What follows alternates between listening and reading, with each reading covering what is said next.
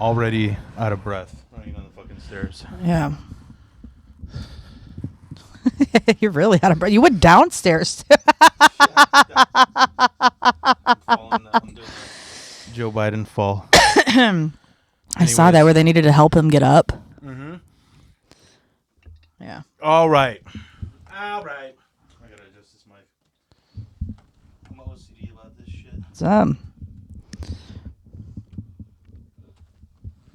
All right. Let's get fucking wild. This is Wild Phil's Osophy. Today, we're here to burn bridges with Jessica Misitano. Burn bridges. Yeah, and talk shit about people, right? Yes, absolutely. Yeah.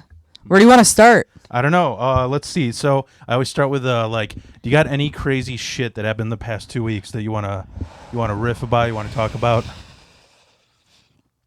Anything you know about that you want to start with that we could riff about? Sure.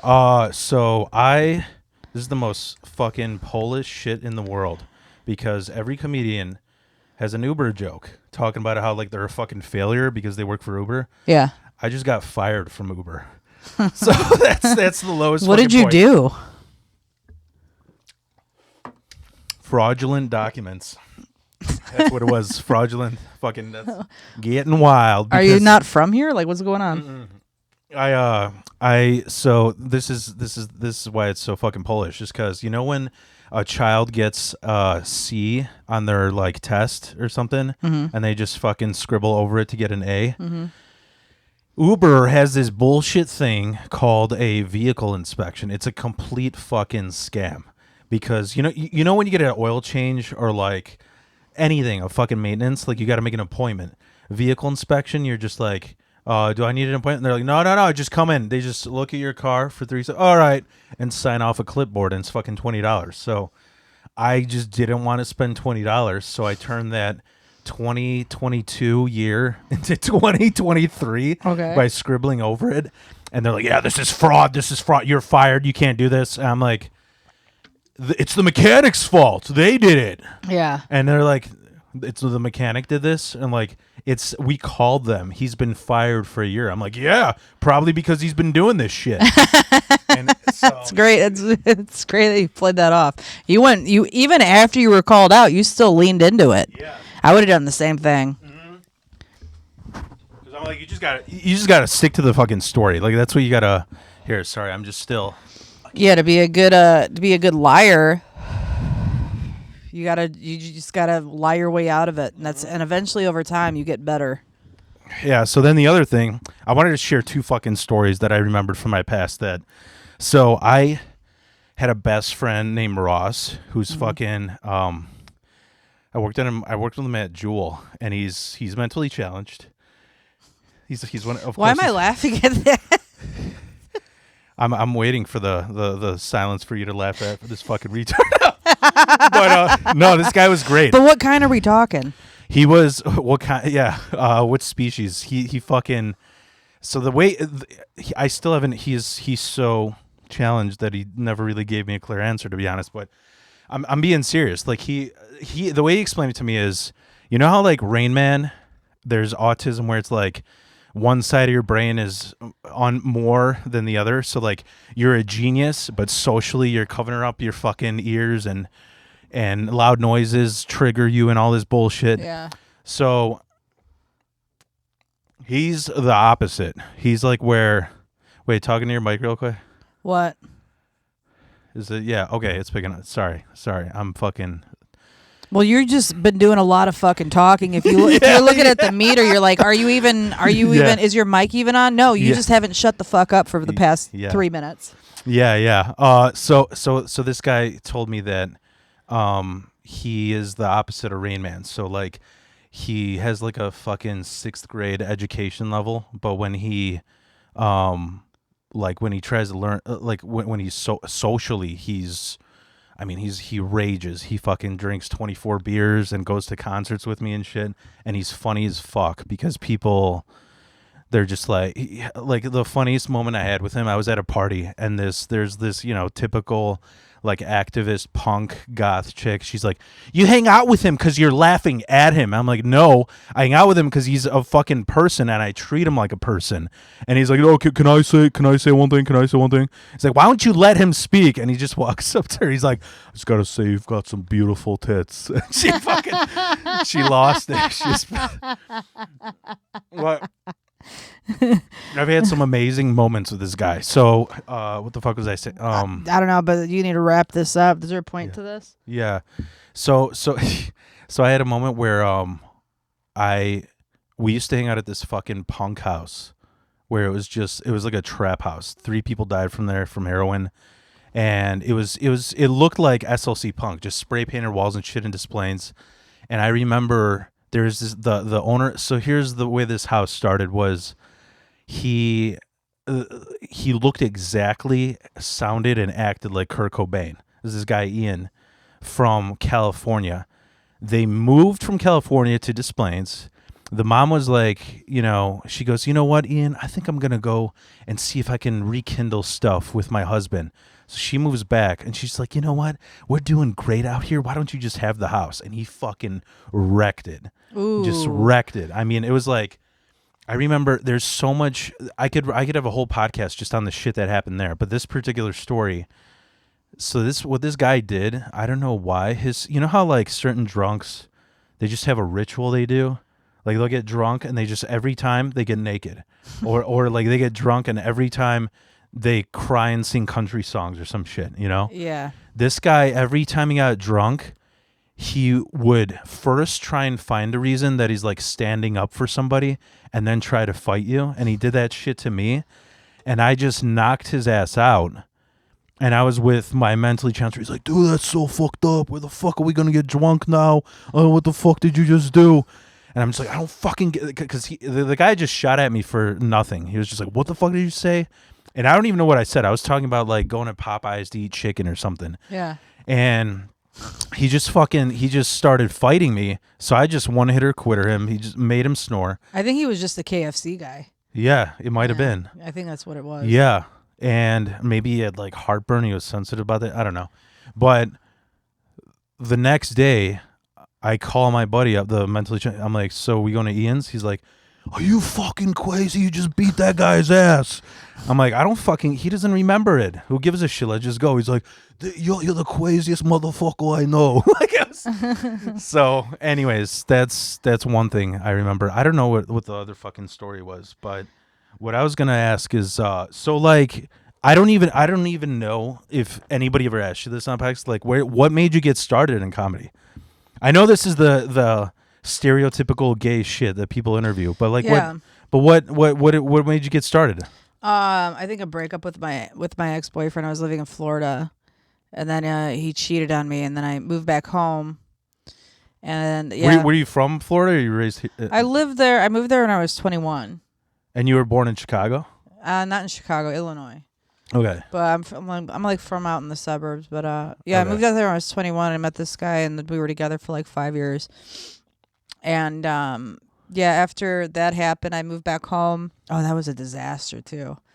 I can't handle breakups like that, like especially like betrayal. Yeah. Oh, dude. Especially long distance, right? Well, no, but we were both living in. What do you mean long distance? Well, I mean, like you set up this fucking whole like nest in this area, and now you got to restart back home. Yeah, that was the worst thing. Yeah, because I like by that time like I was managing a store. I had a nice apartment. I had all brand new furniture, and I just left it all behind. But before I left, folks, I'll tell you this. I broke half his shit. I sold the things that meant the most to him for such little amount of money. Like he had surfboards. He had 3 of them. And I sold them all for $100 altogether. Yeah. Because it wasn't about the price. It was about the point. It was the point of it. You know what I mean? Like I wanted to hurt him so bad back. Mm-hmm. And like I got rid of all of his shit. And yeah, he was Did you record it and put it on World Star Hip Hop? No, dude, this was like in 2017. So that was I should have, but no, I don't. I think this is the thing that I don't like. People are stupid by documenting and putting online their fuck ups like that. Yeah. You know what I mean? Like anything like like you doing anything illegal, that's so stupid. And people are just so like, I think, clout hungry Yeah. that they're willing to like, they don't think about this shit. Yeah. That's why I don't like that song by, I think is it Carrie Underwood, where she's like, I dug my key into the side. I don't know what that is. And she carved his name into his leather seats. Why the fuck would you fuck up somebody's car and then be like, I did it? Yeah, it doesn't make sense. It doesn't make sense. So anyway, that's how I got started. I was trying to write a bit about how funny I thought like 90s rap triggered white dudes so much because like Johnny Cash would have to write a song about like, I don't know, fucking like taking advantage of a 12-year-old, but it had to be Has all he done that? No, but I think like Elvis, right? He'd have to write it. Who actually did? Yeah. Yeah, but he would have to write everything in metaphors. So it'd be like, I went down the meadow and it was, I don't know, the bulbs were sprouting up and blooming. He's got to do everything fucking metaphors. But a rap guy, he's just like, yo, I was at this address, at this longitude, this latitude. I came in with a 1996 Glock. Like, it's just like pure details. It's like you laid out the whole fucking crime investigation, but you're kind of basic instincting their ass with your alibi. Right. Why would I write a song about it with all those details? I don't get it. People are dumb. The things people are like willing to do for attention on that, like people are just pieces of shit is what I'm getting at. Yeah. But that's how I got into comedy. And I went to... So you had a bad breakup. You came back here, and then somebody like pushed you to go on an open mic and just let it all out? I went to Second City, and after wasting $300 because that place is a scam, I ended up going to an open mic, and I realized like, oh, everything I need to learn, I learned in the 4 minutes of my stage time, and I didn't go back. Mm-hmm. It's been fine. I mean, it's been an adventure. How many years are you in? I mean, I started in 2017, so however long that is. Really? 6 years, I guess. Oh wow. Yeah. Yeah, I didn't realize it was going. I feel like 2017 is like 2 years ago. I know. So, but either way, no, I'd feel like I feel like I would hear you saying you're like 10 years in, because I think I don't fucking kiss ass. You're my favorite. Like, you and Sarah Perry are like my favorite Chicago comedians as far as like female comedians, and even like there, I'm just gonna be honest, like going into comedy, you hear all this fucking stereotype shit off like Joe Rogan's podcast that like all women can't be funny or some shit, and then you realize that's because all the women they put on Netflix are the unfunny ones. Like then, like when I went to go see open mic, like even like I remember the first open mic I got into was like Rena Calm, and I'm like, why are these people? Why aren't they famous? Yeah, you know, it's just the same like, I don't know, rotting pussy Amy Schumer shit that everybody is paying for, like to get specials. You know, exactly, and I feel like a lot of like the female comics that they kind of push into the mainstream market, they don't. I have yet to see a popular female comic with grit. Yeah. That isn't the under the age of like 50. Yeah. Because like Roseanne, Joan Rivers, like they at least had like I love Lynn Coplitz, like, and the thing is Jessica Kirson. Oh yeah. So like people like that. So anybody like my age, like I'm 35, so seeing people on Netflix, it's all like relationships and sucking dick and things like that. So I've always tried to, I mean, I do have a couple of jokes like that, but most of my material doesn't even have anything to do with relationships. Yeah. And I wanted to make a point of that, of like, I've only been in like one real serious relationship, and every romantic encounter I think I've ever had has had an awkward ending because I don't know how to function romantically. I'm always like, do I hold your hand or do I? Yeah. So I like unless I'm talking about it in that to that caliber, like I don't talk about it. So I just talk about weird shit that I think about. Yeah. And that's good to do. Fucking just stick to the silly. My biggest problem is, so this is it's a long fucking story, but I grew up with a lot of mean women in my family. Yeah. And they just like humiliated me. And what got me into it was like, I didn't know how to stick up for myself until I realized like if I just say vulgar shit and make some gag or like throw up. So my problem that I'm still working on is like I keep thinking like the more vulgar, the more laughs, and that's just not true. Like No, and I made that same mistake when I first started because I was like, when I think the first comic I ever saw, besides Rich Voss, who's an awful fucking person, is Big J Okerson. yeah. Yeah.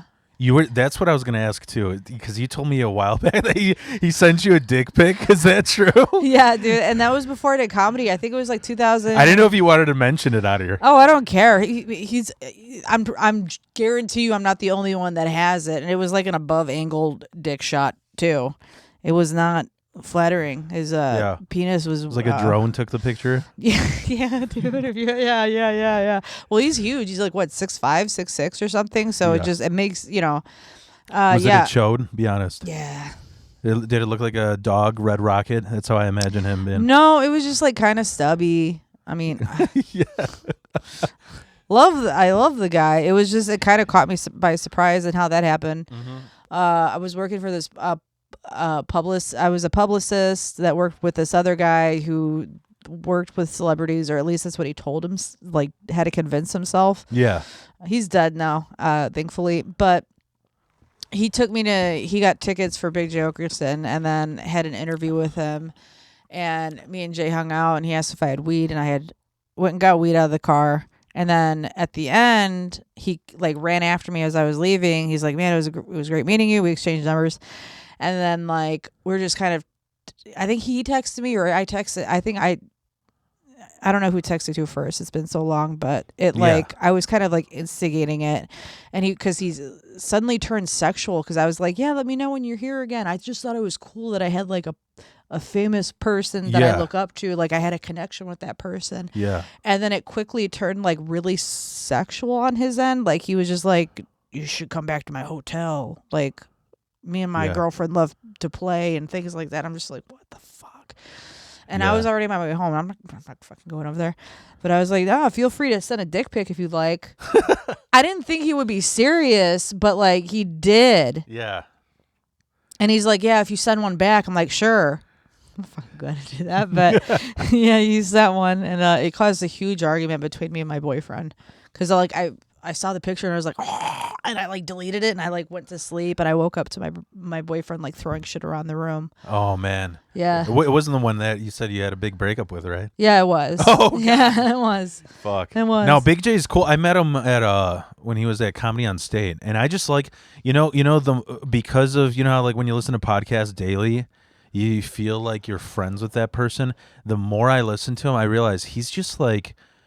He just like he reminds me like a friend that I grew up with who's just a new metal dork who's awkward and he's just older. Yeah. Yeah. Like he's not like I don't know. Some people think, he's quick, he's fucking great crowd work, and some people think he's mean, but at the end of the day, he's just like an older version of a new metal dork. Yeah. Yeah, the knuckle gloves. That he had a stint with that. Yeah. Mm-hmm. But I just, I don't know. I don't know. I was gonna. Well, so you were saying, like, what made you want to start doing roasts? Did you know, like, where you were like, because I love that Chris gives that fucking hype speech, Greco, before I roast. He's like, you know why you're here? Because most comedians are fucking pussies. They don't have the thick skin to be here. So you made it up by showing up. And are you talking about like in the green room where he's giving everybody the pep talk? Yeah. He goes, now. And it's so funny because he's like, now. Things might not go your way tonight. Yeah. You might leave crying. Yeah. What I don't want to see is you complaining to me about how mean somebody was. And don't send me messages because we got the rights to release or whatever. Yeah. Don't send me messages because we don't care, which I absolutely love. Mm-hmm. So. I remember it freaked me out when Adam Quaslow was there in the green room with me, and he's just like, "Oh, this is your first time, man. You're gonna get owned. Get ready." And it was like, I've been waiting for fucking because Jeff Ross is what got me into comedy. Like I almost just wanted to get into roasting, so it was like I just felt like I exactly how I thought I would feel, which was it's just gonna go over my head. Like I'm just not. It's not gonna affect me. Is how I felt, which is how I mean, it was good, but that was also because I roasted with Chris, who's a friend.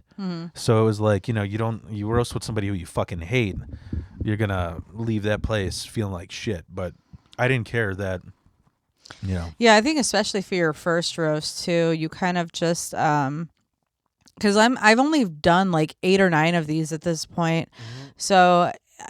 And at this point, I think I'm even. If not, I'm losing more than I'm winning right now because I'm still like figuring out.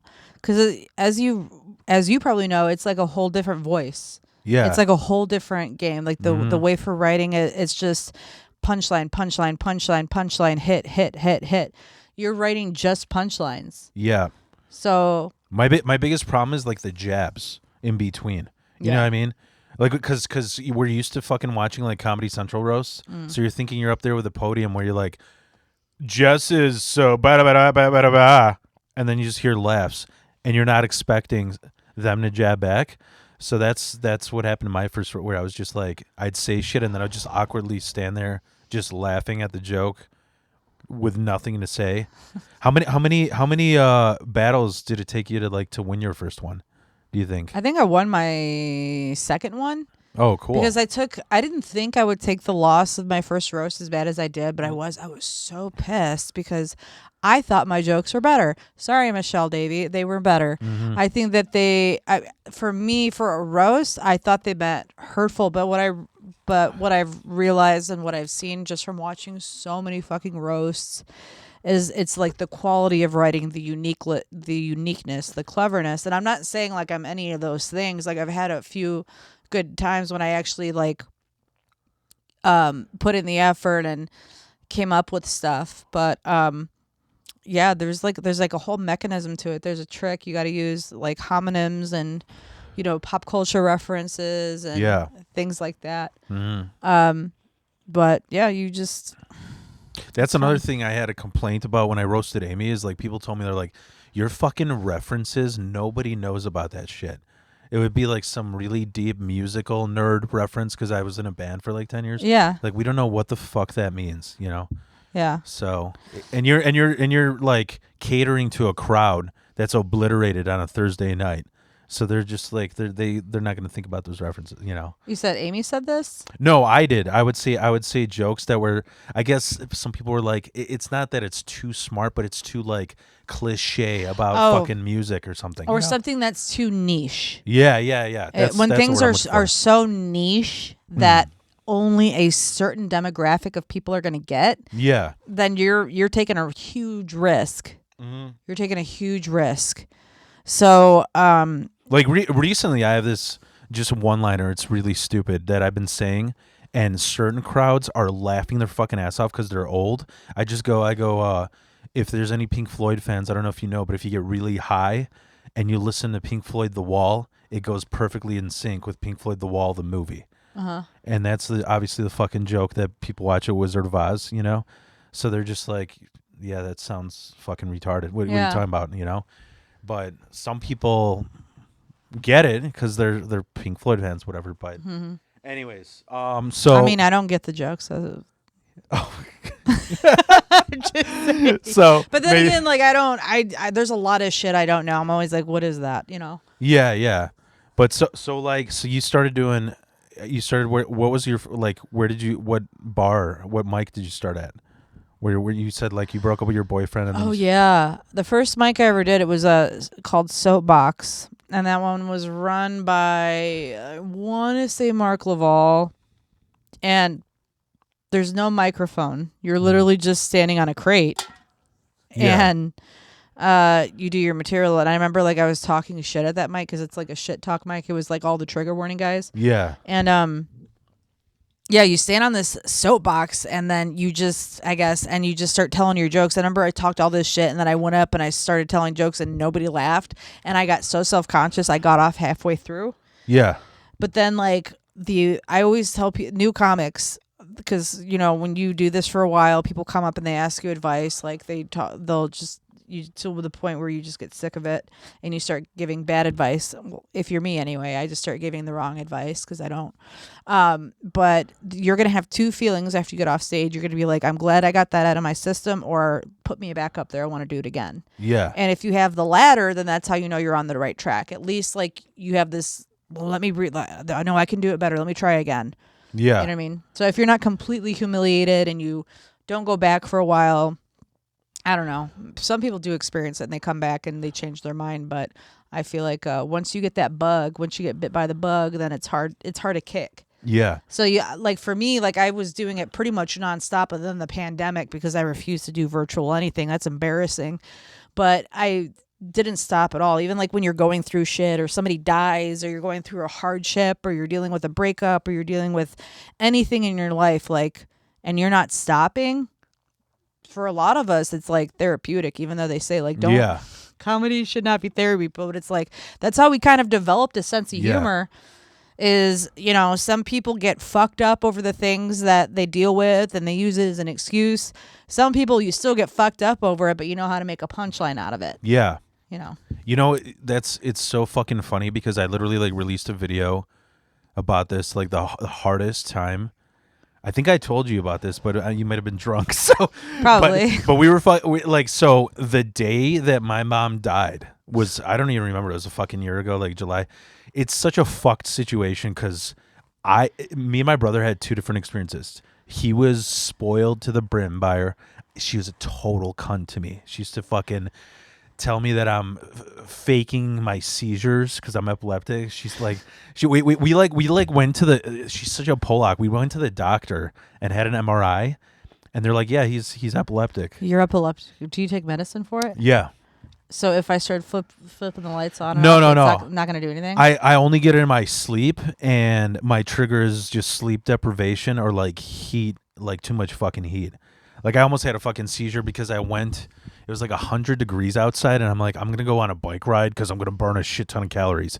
And I was just like vibrating. Vibrating the whole time? Yeah. Nice. I Nice. couldn't, I stopped at like some nursing home, and they're like, and I was only there in like biker shorts. I had my shirt off. They're like, what the fuck are you doing? You look like a boiled kielbasa. Like, what are you fucking doing in this lobby?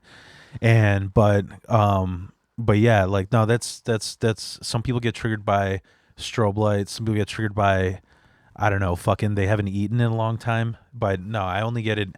It's a weird condition. I think I might have told, like, the first time I had it, I got beat the fuck out of by cops. They just cuffed me. And yeah, so you had a seizure and the cops beat you up for it? They thought I was on drugs. So it's funny because when I went to see Big J, I was, so what happened is I've been a welder for like 15 fucking years, and I listen to skanks all the time because you're in a fucking booth all day with a mask and with the helmet, and I'm just like, dude, when the fuck is Big J coming to town? And I didn't realize they were trying to cancel him because he was on Bonfire, which is on Howard Stern's network. Yeah. And he said they were riffing on some shit about how women shouldn't be cops because they'll just get their ass kicked. So, because there was a video where a guy's getting arrested by two women cops, and he just bonks their heads together like Three Stooges and takes off.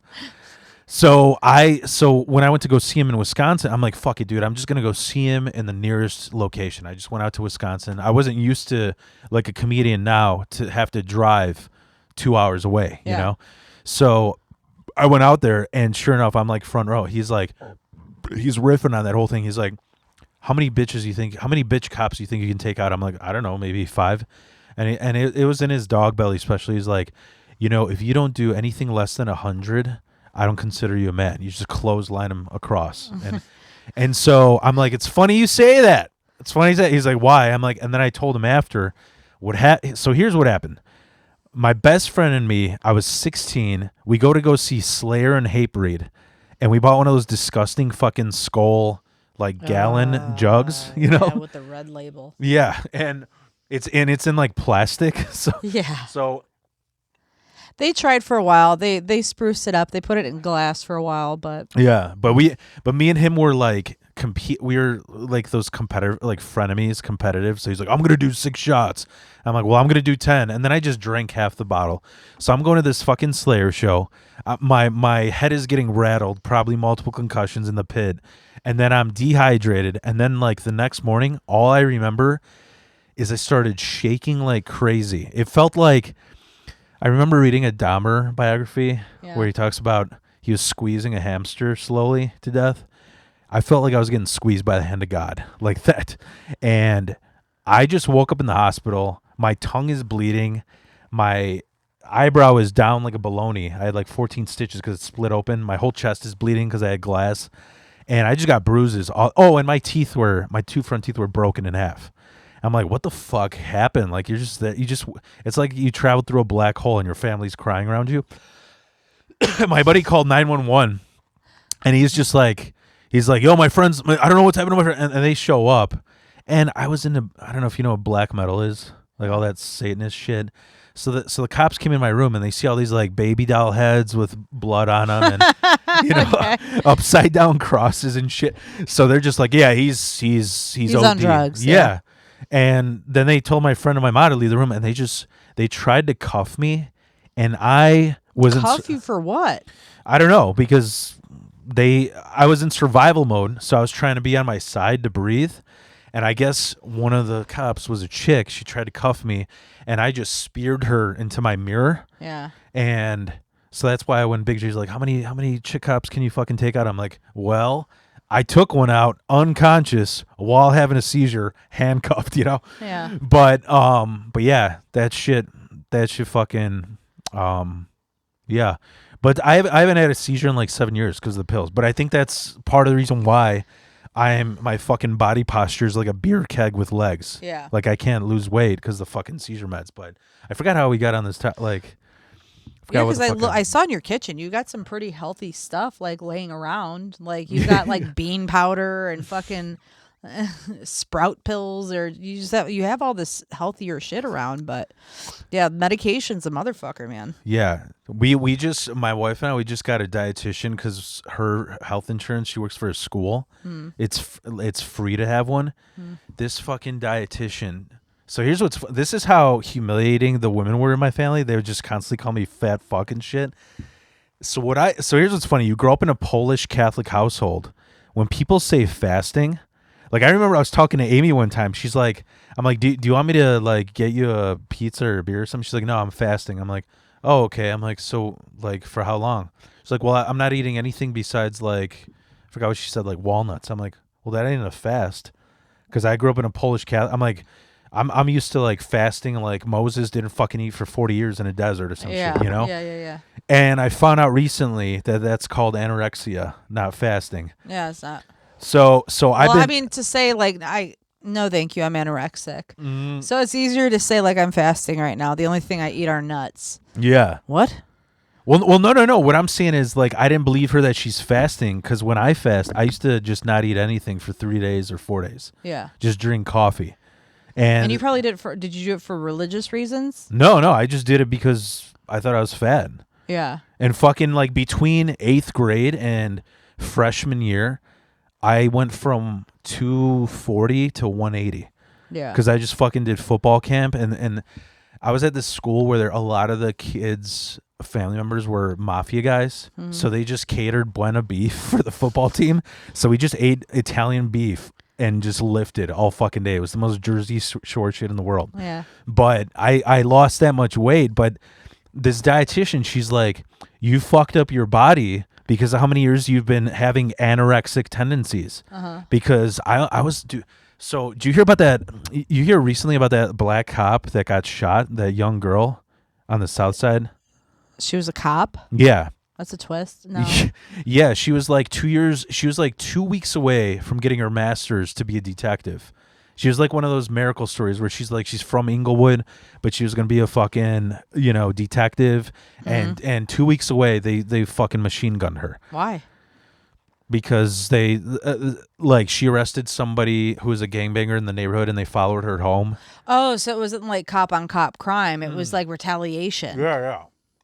And so I was Ubering down there and they cut off like 3 miles of road. So I'm just stuck there because for the funeral because all the cops are going.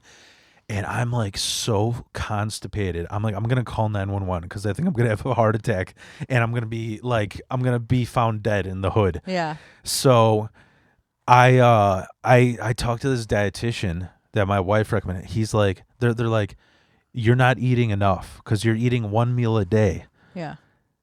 So she's like, tomorrow just eat 3 meals, bro. I ate 3 meals the next day. Too much information. I shat like 9 times because my fucking metabolism was so slow. Yeah. So, but anyways, enough about my 9 foot long shits, whatever. But what in comedy, like, did you have any influences, like people that, like, if you had to name like top 3 when you started, like any top 3 comedians that you looked up to? Locally? Like Just Chicago comics, or are we talking about famous comics? I guess like famous, like what made you like, because some people will go through a breakup and they'll be like, I'll do an open mic because I like these 3 like. Oh yeah, okay. So for me it was Big J, Louie, and Anthony Jeselnik. Oh, nice. Yeah. Cool. And then like what would you say like locally, do you think, like now even? Now even top comics, I'd say probably Brandon Kiefer. Mm-hmm. He's always been so funny to me. His ideas and his ways of thinking are just so brilliant. Who else? I love TJ Remick. Yeah. Yeah, dude. He just is so entertaining. I love Cam Gillette. I don't know if you know who they are, but I love Cam Gillette. I love any of those like offbeat kind of comics or people. I look up to people's like writing styles and things like that. Oh gosh, who else do I like watching? Because a lot of people that I know that I liked, they all fucked off to like LA or New York or something. So Yeah. but those I would say are probably the most, like, I think one thing that Cam Gillette told me was to be like more free and be open. And I think Kiefer's such a brilliant writer, and I love how I love TJ's like way to like think on his feet. Yeah. So when you look, he does improv, right? yeah, he does improv. Mm-hmm. Yeah, so I would say those people. Yeah. TJ's fucking great. Like that's what pulled me. I just remember like like long story short, what happened with me was like 7 years ago, I did 5 mics because I had a friend of mine. I'm not even gonna get into it, but I had a blind friend of mine who like he did mics with me, and then for my wedding we went to Amsterdam and I had to knock him out. What does this have to do with TJ? Do you have a TJ? Well, this has to do with TJ. So like I did comedy like 7 years ago, and so I'm over caffeinated, but I did comedy like 7 years ago, and I bombed like so bad the last 3 times. I was like, I can't fucking do this. Like this isn't for me. Yeah, this isn't for me. I can't get this. And the main one of the biggest reasons why I didn't get it was because my buddy, his name's Blind Bill. He fucking like he did like Stephen Wright, almost like how Dylan Mahler does. Just like those. I think they're fucking stupid. The one-liners. You know what I'm talking about? Still waiting for him to bring up TJ, but that's fine. Okay. So then I went to I heard that Chris, because he's best friends with my wife, was doing Jerk Said Joe. He was hosting Joe's with TJ, and I just showed up there 3 times. They're like, dude, just fucking go on stage and just tell whatever these fucking ridiculous stories just be you got. funny, yeah. And it worked out, and it was unbelievable because when I first did it, the people were so like. I don't know if I was at a heckle mic where like, you know, the person before you shits on you, but they just were like, what the fuck? Why are you even here? You know? And with TJ and Chris, they're real accepting, you know? And not only that, when you go to a fucking mic and there's people that are worse than you, that's the best motivation, you know? But yeah, TJ's just like the nicest fucking person I ever met. Like he's. Yeah. I mean. And by the way, that roast that you guys did. Yeah, that was fun. Dude. He was a lot meaner than I thought he was going to be, because I was just like, man, I'm worried. Like I thought of some mean things, but here's the funny thing about that. I was like, send me 10 things about you. And the list he sent me was like, I'm a gardener. I have a baby. I'm a doctor. Like things like that. I'm like, how do you roast a gardener? He's a doctor? What? Yeah, dude, he's an ear doctor. That's fucking crazy. Isn't that nuts? Can you imagine Yeah. that motherfucker coming in being like, hey, I'm here to solve your problems. You're like, you look like you can't even solve your own. I could see him having Yeah. like that soothing doctor voice, like, all right, open your All mouth. right. Now I'm going to just peek inside your ear. Oop. My hands are cold. It's okay. Yeah. Now let me know if this is uncomfortable. And he puts his penis in your mouth. Mm. You're like, I thought you were an ear doctor. He I goes, didn't, ENT. TJ, I didn't expect you to be this mean. Come on. Like, Yeah, I did not expect that. He fucking annihilated me, but it was funny, and I'm glad, because that's one of the things too. It's when you do enough roasts, I get people challenging me all the time, and I'm like, no. see, what's funny though is like between you and TJ though, like how I was saying with those like in between improvised jabs. Yeah. That's what he won. Because I think you guys did equally well, but then like how quick he was with the jabs back. Yeah. That's what got him in. Yeah, and I didn't think about. And this is the thing is like I was just in Austin I think the week before, and I lost that roast too. Like I had the craziest because I remember the first question you asked was what's something crazy that happened in the last 2 weeks. Yeah. So the week of my roast, I was doing a U-turn and I hit a median and I blew out 2 of my front tires. Oh God. And my car sat on the side of the road for 2 days. I had to have it towed and have them put new tires in. And then that was on Monday. So then on Wednesday, I go and do. That's why I buckled my seatbelt, by the way. Yeah. Okay. Yeah, very good. And then so Wednesday I was in the city. It was like 11:30 at night. I came out and I had a boot on my car because I had like $1,000 of tickets at this point. Yeah. And I was like, fuck. So I had to get a ride home. I woke up early, took an Uber to the place to go get the boot off my car. My car was already towed. Yeah. So they took my car. It like drained my bank account so that I didn't have rent money. And then I had to go to Austin. So I left for Austin a few days later. I get a video from my friend while I was in Austin. Somebody tried to set my car on fire because I was parked somewhere for too long, I guess. That's And ridiculous. so they set my car on fire. So and then I didn't really have a guaranteed place to stay. I have somebody out there that I knew that I'm related to that I've never met before, and it turned into you could stay with me I'll get you a hotel I can't afford a hotel to get a hotel and you could stay a couple days with me. And like he's a very neurotic person. So the one thing I don't like is when people blow my shit up all day or try to control me. Yeah. It makes me very irritable and I can't focus and I feel constrained. Yeah. Yeah. And that's how I was kind of feeling. So that day I'm like, I couldn't even focus on writing roast because all the shit that I was dealing with. yeah. Yeah. I couldn't sit there and focus The because I'm rent, like, the boot, the rent. So I had to make the decision. Like I had to ask my mom, I'm like, yo, when I get back, which is going to be on the 1st, I was like, can I come stay with you for a while? So then I have to move. It's like the night I got back from Austin, I had to go pack up my house and drive to my mom's house. So I had I had to take 2 trips, car fulls of shit. So it was hard for me to focus. And when I'm trying to write or I'm trying to do anything creative, it's hard. It's not. I can't be creative. I can't unwind creatively. Like it's not how I function. I distract myself to unwind. I create when I flourish. So when I have all this shit like going on around me, I could not focus for the fucking life of me. I didn't have any clapbacks. I didn't have any pop culture, anything. And especially for TJ, who's like really roastable, surprisingly enough, but I just couldn't fucking focus. Yeah. And yeah, he came through though. He whooped my ass. But you know what? Even though you may not hear about this, there's probably half the fucking crowd thinks you won because that's how roasts go. You know, it's all about that fucking panel. You know, but it's just like, and that's why you got to go in there knowing like you're doing this thing for fun. I mean, yeah, it's for fun. I'm not trying. I'm not. I got to say though, that night, so like, I'm usually that guy who folds his fucking arms and just smiles because like, there just isn't.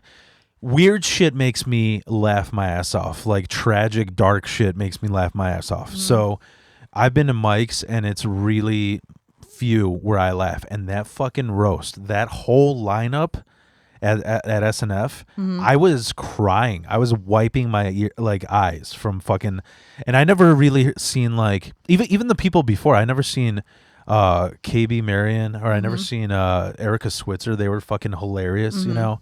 But that whole fucking that was really fucking good. Yeah, it was a good night. They had a really good lineup that night. And I didn't really watch much of the roast thing because I just don't. It's like for me, it's like I can't like I love comedy and I hate watching it Yeah. because I think there's a certain Even time. even like famous people now though. Yeah, dude. Like it takes so much for me to even pay attention, and I think and when I do watch, I'm learning. Yeah. I'm either learning or I'm thinking like, how can that joke be better? I can't. It's really hard for me to just sit back and enjoy a punchline or a good take unless the take is so unique or something that makes me really think. Otherwise, I'm like, I can't pay attention to this. Like the only comic that I've seen since I've started that made me really love comedy or made me really appreciate it was probably Tom Segura. I saw Tom Segura, and God, he's just so fucking funny. And probably Shane Gillis. Yeah. I love Shane Gillis. I love fucking like recently that I saw was like, and not recently, but like I love like Mark Norman, and even like I can't believe enough she doesn't get enough credit as Steph Tolev. I don't even know who that is. She's fucking. She just had weirdly she had a Netflix special. She's I don't know if you ever seen that chick. She's got like a mullet and she's like in this black hefty bag looking dress and she's real stiff. I don't know, but I don't know what the last fucking comedian that I mean I was thinking of seeing Luis Gomez in a few weeks, but he's the kind of person you're laughing at him because he's just sounds like a dummy that I used to hang out with. You know what I mean? Just calling everybody faggots and stuff, but. It's I mean, and then they have who Colin Terrell is. Who are these people? Are they? No, they're just people I hear on podcasts. But yeah, I don't know. Like locally, I hang out with fucking.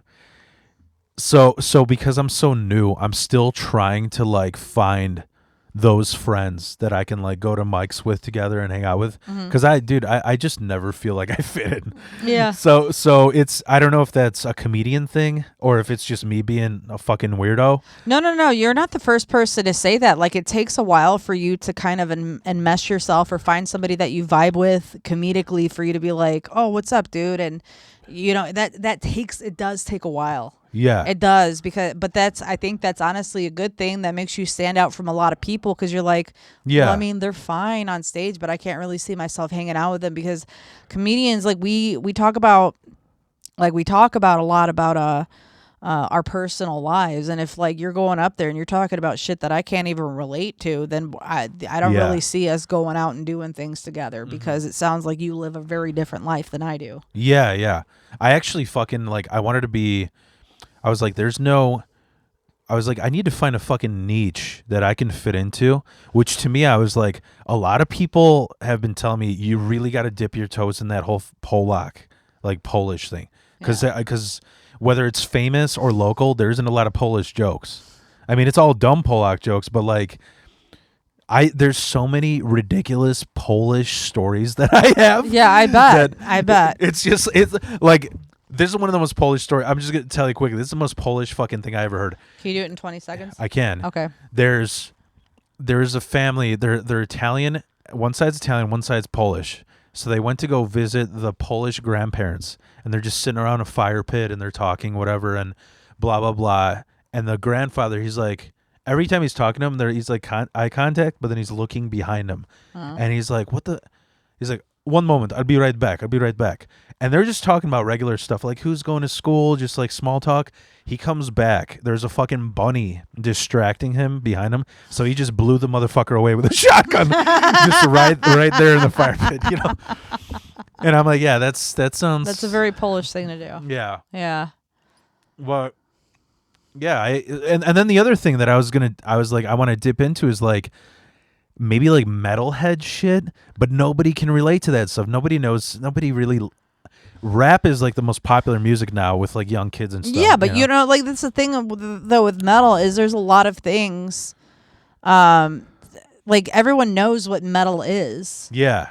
So how do you explain your story to somebody that doesn't know what the fuck you're talking about? There is a way through, and it takes a skill level. Yeah. There's a way to make it relatable, kind of like that Death Clock show. You right. know? Like how do you explain moshing in a silly way to people that have never done it? Yeah. Like one of the funniest things that happened to me as a metalhead was You know how I think like white people go through these phases where they're like avocado toast, that's a new thing, you know, and then like next fucking month it's coconut oil, it's good for everything. Oh yeah. So my mom was going through that shit. Where she's like, coconut oil good for everything, good for skin, good for. So I'm fucking like I'm ready to go to this show, and I didn't have any hair gel or anything, so I just slicked my hair with coconut oil, and I hit this kid full speed. I think I give him bloody nose, and he just grabs me by the head. I thought he was gonna choke lock me. He's just like, "Your hair smells beautiful, man," in the middle of a fucking mosh pit, you know. But yeah, there's just metal shit like that. I mean, there's so many. There's ways to be relatable, but I mean. And talk about fucking, you know, I do want to get into the, we got like, well, you got to dip at 5, right? Yeah. Well, by then, yeah. Okay, yeah. So we can talk about this whole, I'm going to segue into the whole canceling shit. Because you know what? Something happened recently, and I want to talk about it because the funny thing is, coming from a music standpoint, that's what that old fucking generation, like when you talk about Big J talking like sending dick pics, that's that like last generation who thinks that's okay to do. You know what I mean? Yeah. Where it's because like every fucking person that's why I couldn't be in a band anymore, because the drummer wants to fuck 16-year-olds, the bassist wants free coke, this guy wants, and nobody wants to just make music like an artist, you know? Yeah, it's about the lifestyle and the status. Yeah, and obviously in fucking music, it kind of set that reputation of you can do this and get away with it, you know, with fucking Elvis and R. Kelly and whoever the fuck, you know. So it's just like this whole comedy thing. I mean, you can bring it up. Yeah, I mean, you're talking about the Red Room thing. Yeah, the whole Red So Room. this comedy club in Chicago that's it's only been around for like a couple years. I don't know if it even existed before the pandemic, but yeah, dude, it's like, and here's the thing too, just in my 6 years of doing comedy, it's like you come across these scumbags regularly, like any field artistically where there's a stage involved, or you know, anything that demands attention, you're going to attract a lot of interesting characters, a lot of narcissistic types, a lot of wounded, and I've talked this specifically for men, a lot of very wounded egos. A lot of broken men enter this field, or they enter this art form, and it's very funny to see when they just kind of disintegrate or they fall apart. Because you can, like, I'm at this point now where I can see a person, and after like a couple of conversations, I could tell either what kind of mental illness they have, or what made them funny.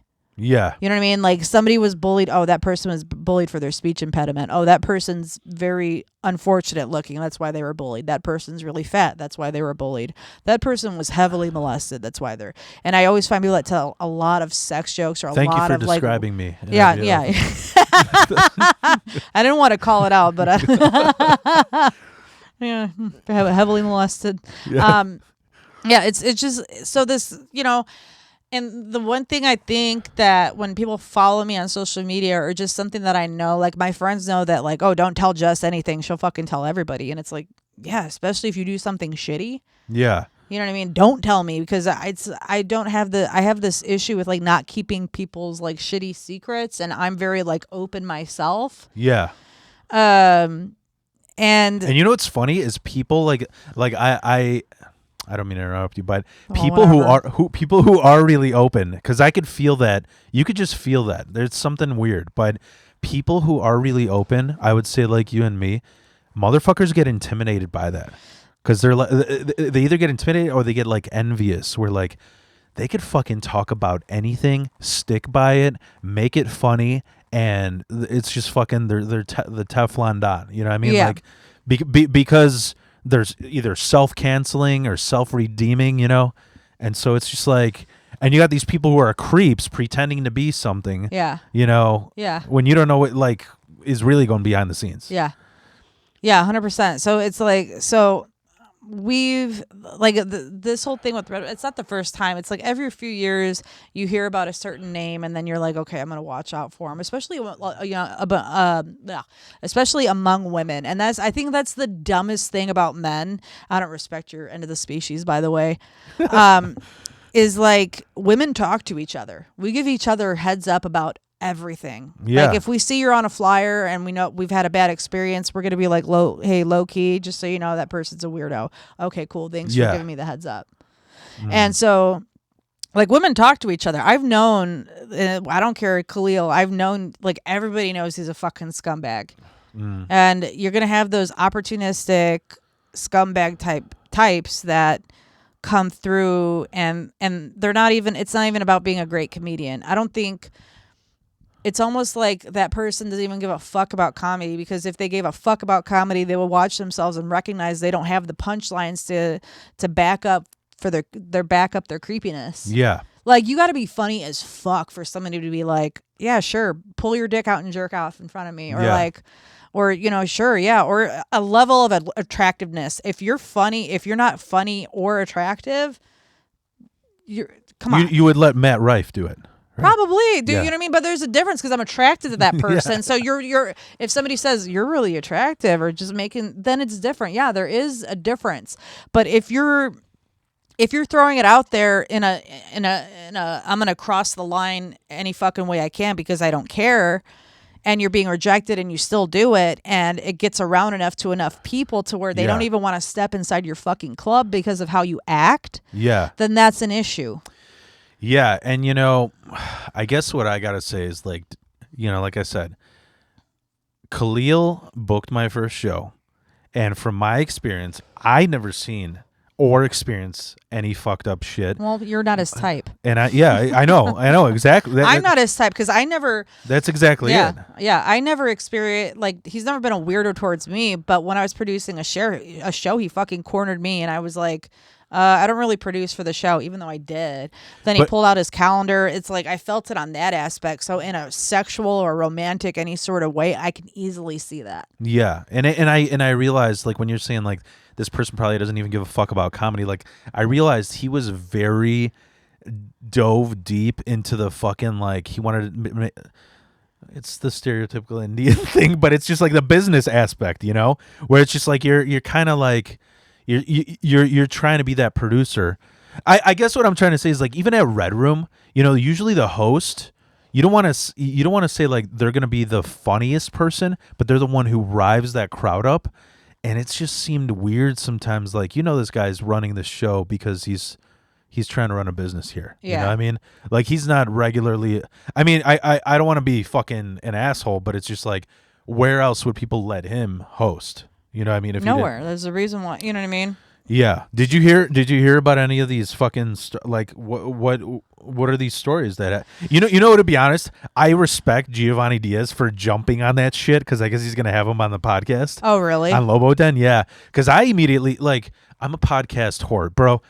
Before I had this podcast, my mentally challenged friend, we were trying to get a hooker to fuck him on the podcast because he's a virgin. He's a 40-year-old virgin.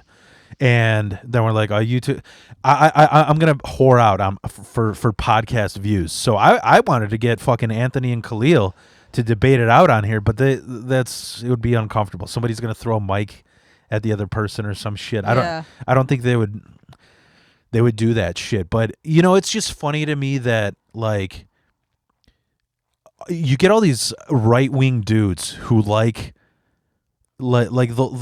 people say offensive fucking jokes and they take them seriously, Yeah. And so what I realized in 1 year in comedy is, like, people say, like, "Oh, Phil, it must be hard because you can't fucking joke about whatever blacks, or you can't joke about rape or something." I'm like, well, if you can make it funny and people know that you're not being serious, you can. You can. It's just there's things you have to tread. First of all, you have to tread carefully, and The funny has to outweigh the ooh factor. Yeah. And that's where a lot of people fuck up is they come up there thinking that they're another Jesselnick or whoever, and they go up there and they just say the edgiest thing they could think of. And it's like, it's not that people don't talk about rape. It's not that they don't talk about assault. It's not that they don't talk about beating women or racism or anti-Semitism. It's the fact that they don't because they don't have the chops to make it sound funny, or there's not a unique take. What's the unique take about black people? What's the unique take about rape? Yeah. You know, and from me watching so many of these, like, and I hate to say it, it's always fucking young male comics. Yeah. Not even bringing color into it, because I've seen people of all types go in there and try and do this take. Yeah. And they just sound just like, it makes you roll your eyes. They think the word rape is funny. They work like all that kind of shit, or a slur. They go up, they have no problem going up there saying a slur or saying something like retard or anything like that. And it's like, yeah, and like, you don't just say the word. We're not 5 years old. Like, I'm not gonna laugh at a fucking word. Yeah, you just seem like those fucking little Zoomer kids on Omegle who just wait for a black dude to say the N word. Yeah, yeah, it's dumb. But but yeah, it's like and I hate it. Like, for so many years, I had people say like, "Oh, can you do this show? Can you?" I'm like, bro. So, like, you can do anything you fucking want as long as you're being silly, as long as you're being funny. Yeah. And not to mention, like, open mics are fucking, they're like football scrimmage. You can fuck up. You know, you can't, like, that's the place. That's why the whole Kramer thing was an issue, because that's a booked show. That was a booked show at a club. Yeah, and he's not a comedian. He fucking sucks. It's like, and the thing is, he was riffing. Yeah. He was riffing that. Yeah. He's a bad riffer. He's not very He's a good bad at riffing. riffer. Yeah. No hard on, but he's a whiffer. But no, it's just like, I just hate it. Like, I'm saying this because we were talking about this before the podcast, about how, like, even in the music scene where, like, you can tell a woman, hey, you look good today. Hey, I like that haircut. Hey, all that, you could do all that shit, but does it come with the creepiness? Are you sending fucking dick pics? Are you saying, hey, would you want to get dinner? Like, you know what I mean? Like, I can't even get a male comic to go and fucking get coffee with, let alone.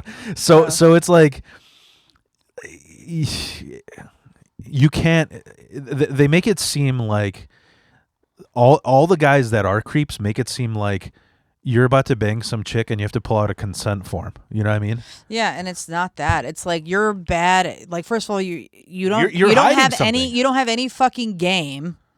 So you need to put yourself on a pedestal to give you the right to be as blunt as you are. And where he fucked up is thinking that barely running an open mic, and you're fucking terrible at it, by the way.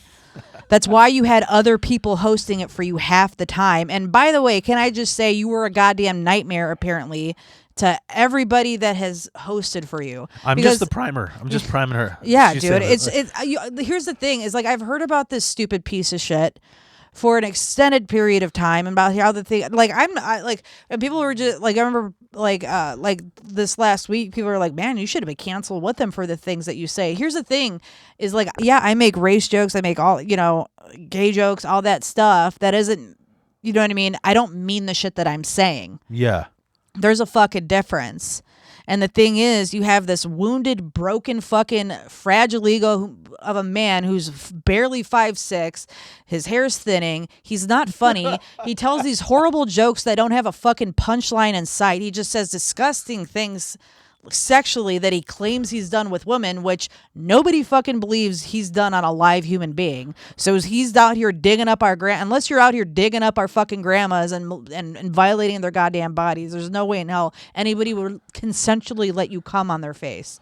So where was I going with that? That's the issue. You have this wounded man who's not funny, who probably has some strong narcissistic qualities that got him, that weaseled his way into a room, started running it, started telling people that he owned the room. So the only people that were believing his bullshit were other new comics. Yeah. That thought he was like somebody, which he's not. And then offering one-on-one comedy sessions, And then on top of it, charging an insane amount of money to rent a room for a place where you're not even properly promoting it. And I've done the show; it's trash.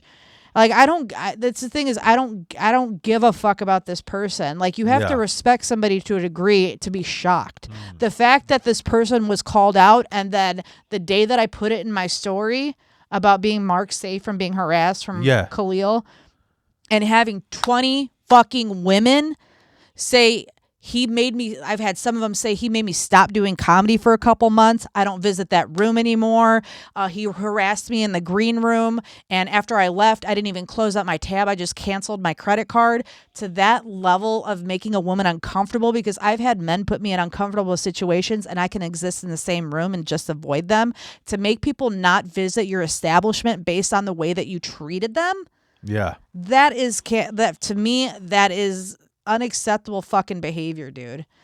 And it has nothing, it's yeah, like die is where I'm fucking getting at. I'm so sick of seeing this shit because It is tiring. It's fucking. It's like I don't understand it. Like there's so many ways to get laid than to cornering somebody in a fucking comedy room. But I don't know. The only reason why I wanted to bring it up is because so here's what's fucking fun. Like this is the truth, and this is just me being vulnerable. Whether people are gonna get offended by this or not, but because I got raised by a lot of stupid women, it took me a lot of time to respect women. And like so when people ask me, they're like, How did you find her out? I'm like, how did you get married? I'm like, that was the first woman I respected, like honestly. And it's not my fault. It's because of my like child trauma. I just like there was a lot and I know I'm probably like sounding like a fucking asshole right no, now. you're Polish. That's your excuse. And then I'll openly say this: since you don't like women, I don't like Polish people. No, and I no, say no. that because your men are known for not respecting No, no, women, no. and you guys have horrible taste. No. But it was just the people. I didn't realize that it was just in my family. I would like go to my Polish friend. I'd be like, "Man, isn't your mom a fucking cunt?" They're like, "No, Phil, it's just your family. It's just your family."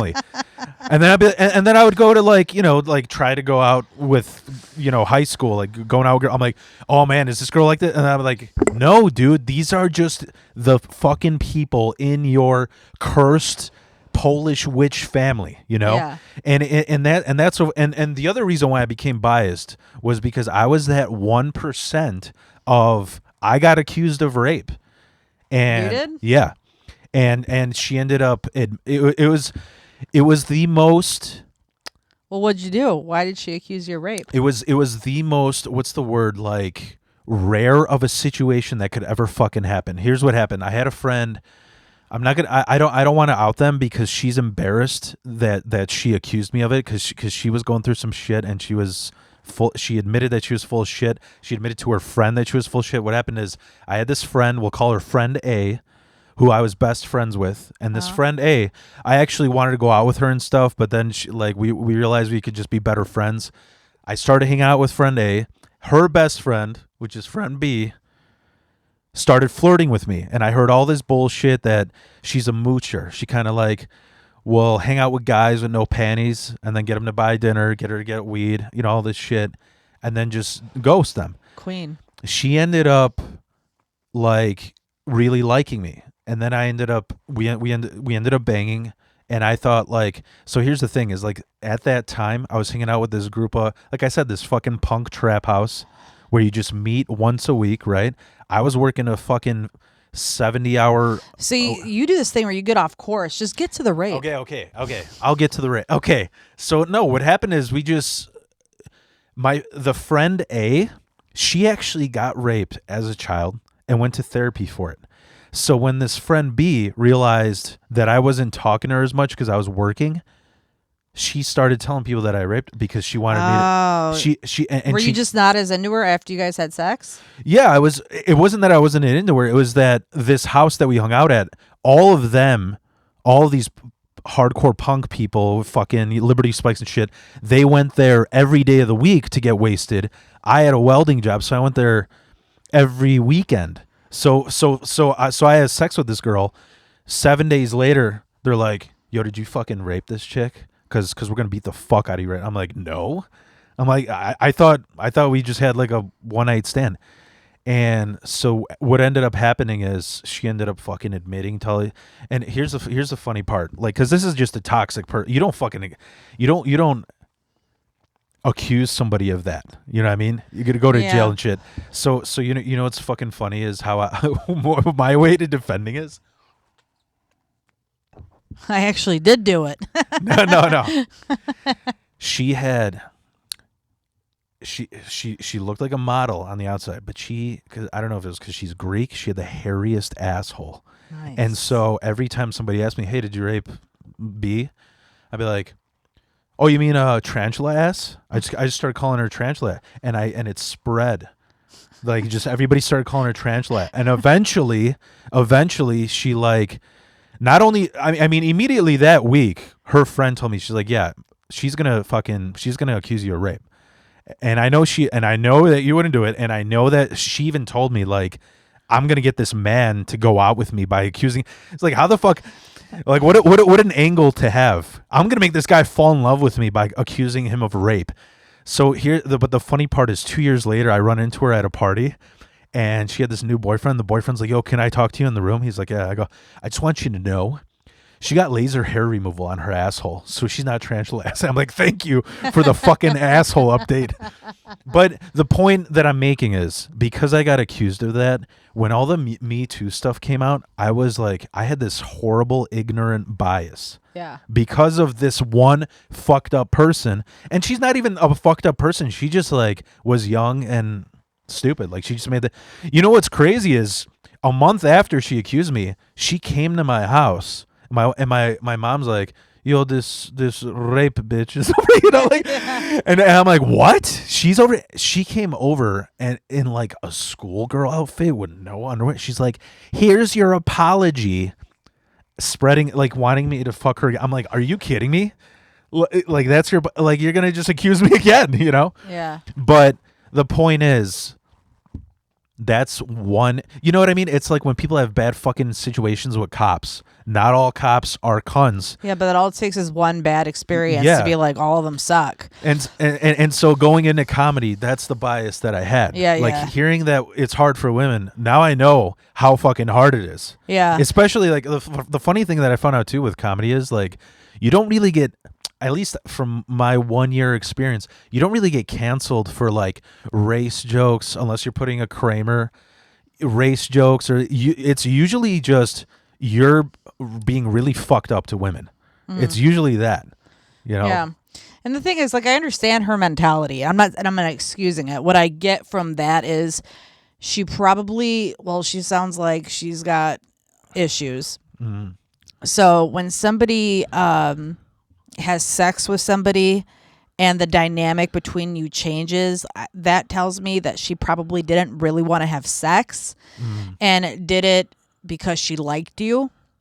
And the end result of her feeling like you neglected her afterwards made her feel used. Yeah. And in a lot of people's brains, and a lot of women's brains, I didn't really want to do it. I feel used. Yeah. Which That was exactly it. Yeah. And what you're talking about, that dynamic, that's what it was, is that these fucking kids who party and fucking OD every night of the week, I'm this guy having a full-time fucking job. So to me, I'm thinking, "Oh, I'm going to call her next weekend." But to her, it's 5 days of this guy's ghosting me, and I don't know if I like him anymore. Have you not talked? Did you not talk to her the next day? I would text her and stuff, but it was just like, No, you always call. This is where men fuck up. It's like, after you have sex with a girl, there's like an aftercare thing. You have to, like, be like, "How are you? I had a good time." Yeah. Something. You don't just fucking not say shit. And Yeah. because that's But just see, the unfortunate thing. That's the also thing, is, like, hanging out at this fucking punk house. It was like everybody was under the impression where you're just like, "All right, I'm begging you this weekend," and then it's like, "I'll pencil you in for next weekend." You know what I mean? Yeah. It was like everybody was, including the guys, were huge whores, especially the guys. The guys were probably the ones spreading the fucking diseases like pilgrims. You know what I Yeah. mean? So it was just, yeah, it was really fucked. And she even, like, apologized to me and stuff. And, like, I've talked to her now, but it's just like, you know, I don't talk to any of those people anymore. But the point is that in a fucking comedy scene, like there is a lot of those. You know what it is. It's funny that we compare it to cops because there's just here's what it's like too. Is there's motherfuckers like that young black chick who got shot, who grew up in a shitty fucking neighborhood, and they're like, I legit want to be a cop to make my community better. Yeah. And that's a percentage of cops. And then there's, bro, I have like 3 huge bullies that I grew up with. One of them looked Cops. exactly like Butthead, became cops. Yeah. One of them like got fired from being a cop, and now he's in a little gay ass fucking biker gang. He's LARPing, trying to be a Hell's Angel, But because you know what, they're like, all right, I used to be a bully. I didn't make the football team. Now I can't bully people. So what do? Either security guard or cop. Yeah. That's why every concert I go to, those are those people who broken ego. Yeah. This is the thing. I feel like a lot of this is so much danger comes from a man's wounded ego. And so you got these fucking people who look at they hear about like I hear about like Louis C.K. and I'm like, oh man, that sucks that happened to him, but he's a great comic. He probably whatever the fuck. I'm not gonna like argue his point, but the point is that there's fucking predators who are like, wait a minute, you can get away with this, and all you got to do is just be in the comedy scene. Yeah. And those motherfuckers, yeah. Yeah. So especially since you say he's gonna be on Giovanni's podcast, here's how that's gonna go. Those women are crazy. They're mentally ill. They're lying. That sort of thing. Yeah. That's how that's gonna fucking go. There's unfortunately, people don't take accountability. I can never see that person taking accountability for their fuck up and just being like, yeah, you're right. I crossed the line. Mm-hmm. I don't know, dude. It's just like you see it so many fucking times and just everywhere, anytime. And it's like I never been like on this man-hating tirade. I think where it kind of came from was just, and that's why I don't do relationships. I don't care about dating. Like if I find somebody I like, which is rare, because dudes are fucked up. it sucks. It sucks. They suck. It's women suck too, but I don't date them, so I can't think from that perspective. But like now you got this whole new generation of like those Andrew Tate like lovers. It's so bizarre. It's so bizarre. It's so funny because like all those self affirmations and like here are 7 ways you can be an alpha male, bro. If you're looking at those fucking things, you're not an alpha male. You're not an alpha it's male. It's like if I'm studying to be a nurse, it's like, oh, these are the steps to be a nurse, because I'm not a nurse right now. Yeah. You're not a fucking like alpha. You're not going to get pussy by looking up to somebody like with these steps, thinking like you're not getting, you know what I mean? It's just, yeah, because when you're looking at things like that, this is how you be an alpha male, this is how to be a strong woman, like that means you're not. Yeah. You have to have that mentality from the jump for that to be effective. Sure, you can apply these things to lean towards that direction, but then you rely on those things, you become dependent on those, and that's how you base your value. Yeah. If I'm not making lots of money, if I don't have the most beautiful woman, if I'm not in great physical shape, then I am nothing. Which is like that's where self-love and that's where being whole on your own, that's where that fucking starts. Yeah. Because then anything outside of that, you're going to become codependent on that thing. And when that thing is taken away, it's going to be devastating. Yeah. It's just like, I don't know, man. Like I was just bitching earlier. I know I go on these tangents, but recently, did you hear about on the news that fucking high school couple that got killed by a drunk driver? It was like in the past 2 days. It was my old guitarist's niece. She got fucking killed by this drunk driver, like a mile that way. And I'm like, bro, so that's another bias I have because of the stupid Polak alcoholics in my family. I fucking hate alcoholics. That's what, like, I just can't stand. To me, when somebody is like a mad alcoholic, that's just, to me, I was going to write a bit about it, how like, you're just telling the world, I can't be myself unless I drink it, Yeah. It's the stupidest fucking, and that's why so many bros, that's why there's 40-year-old guys with backwards hats still fucking being alcoholics. But it's like, Bro, if you live in a privileged fucking world where you got Uber, you can sleep in your fucking car wherever because you got GPS, you can sleep on the fucking sidewalk and you choose to go drive, you're a scumbag. Just like if you live in a fucking world where you could get pussy on Craigslist, on Facebook, whatever the fuck it is that you want to, why do you have to infect a scene, whether it's music or comedy, to do that? Like, I don't know.